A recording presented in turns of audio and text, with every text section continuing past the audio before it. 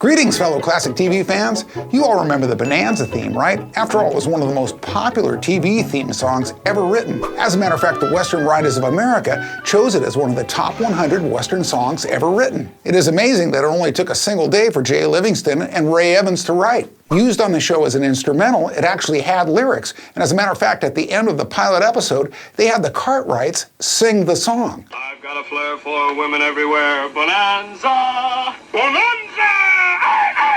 Well, 3 out of the 4 Cartwrights, as a matter of fact, one of them held out, and that was Pernell Roberts, the only pro singer of them all. Maybe he foresaw that the producers weren't going to use it because it was way too campy for the show. Bonanza! Bonanza! However, the song did hold its own and was remade by some notable artists. For example, Nelson Riddle, Lauren Green did his own version, and Johnny Cash, who rewrote the lyrics but still mentioned the Cartwrights and the Ponderosa.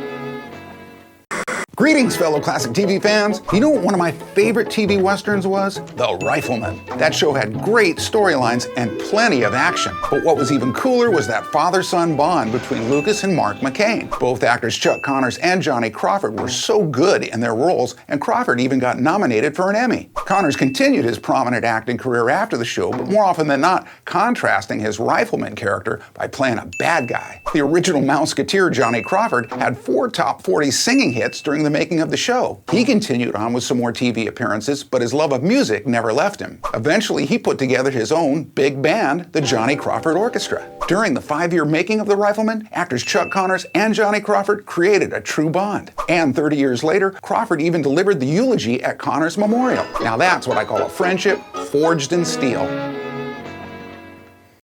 Greetings, fellow classic TV fans. Did you know that Robert Conrad almost got the role of Anthony Nelson on I Dream of Jeannie? But fortunately for us, he got the part of James West on The Wild Wild West. And they were also considering The Wild West West. I wonder if they thought of how the West was wild.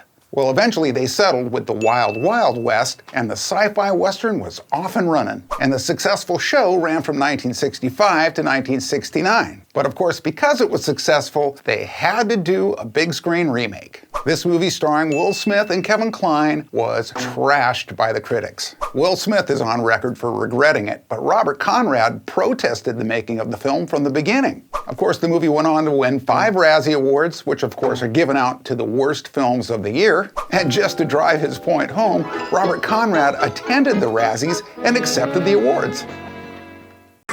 Greetings, fellow classic TV fans. Did you know that Gilligan's Island got killed off in a cloud of gunsmoke? As in Gunsmoke, the popular Western TV show.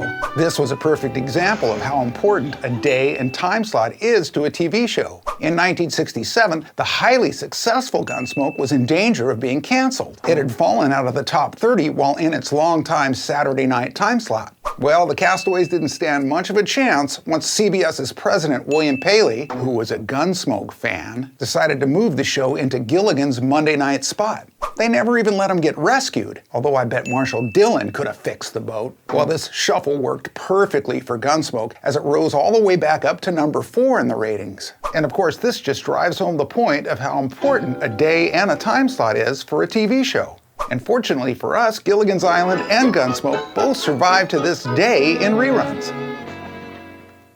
Greetings, fellow classic TV fans. Wagons ho! Yep, that was the familiar catchphrase yelled out by Wagon Train star Ward Bond. Bond made his transition to classic TV, like many others, a bona fide movie star. Some of his most memorable movie roles were as Bert the cop in It's a Wonderful Life, alongside Bogart and Laurie in The Maltese Falcon, and with his good friend John Wayne in John Ford's masterpiece, The Searchers. As a matter of fact, Wagon Train was inspired by John Ford's favorite film creation, Wagon Master. Apparently, there was a debt owed to Bond by the Titan movie director, so he decided to collect. How? He asked Ford to direct an episode of Wagon Train called The Coulter Craven Story. Well, Ford repaid the debt with interest by bringing in his A-list actors, including John Carradine and John Wayne. And that being regarded as the greatest all-star cast of any TV Western episode ever, I'd say the debt was well repaid.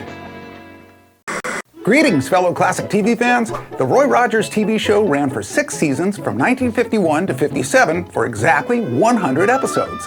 Born Leonard Sly on November 5, 1911, Roy's show business name was inspired by an earlier cowboy star by the name of Will Rogers. Different from the many Western-themed TV shows of the time, this show mixed in 20th century technology such as telephones and automobiles alongside the traditional horse transportation and classic six-shooters.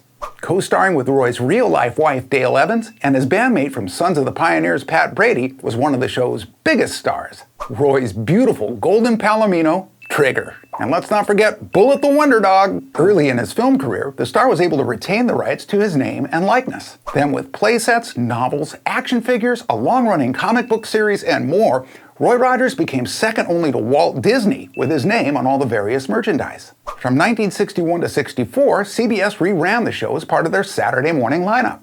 And then, during the late 70s and early 80s, Roy returned to television, appearing on Wonder Woman, The Muppet Show, and The Fall Guy. Inducted into the Western Performers Hall of Fame and with 4 stars on the Hollywood Walk of Fame, I'd say this king of the cowboys had some pretty happy trails. Until we meet again.